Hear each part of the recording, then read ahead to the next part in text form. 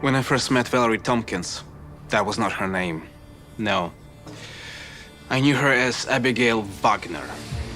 She adopted me and two others when I was 15. Abigail was involved in organized crime. The cops could never prove it, but they were getting close. So she decided to run for mayor. That way she could order the cops to back off. But she had a public image problem. They didn't like her. Until she rebranded herself as a loving foster mother for orphans. A lie, of course. And it worked. The public fell in love with her story. And she easily won her election. A few days before my 18th birthday, she told me she was sending me back to Moscow to be with my uncle.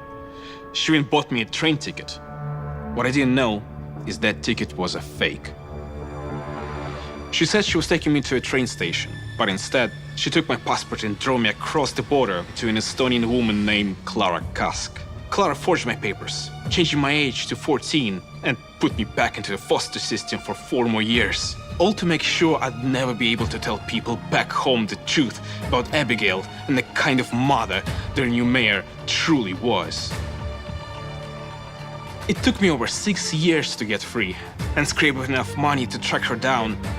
But no one believed my story, even with all the evidence I'd collected. When the police wouldn't listen, I started sending evidence to every reporter in town.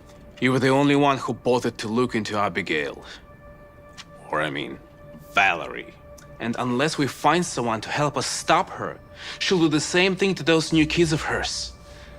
I have a detective friend on the force.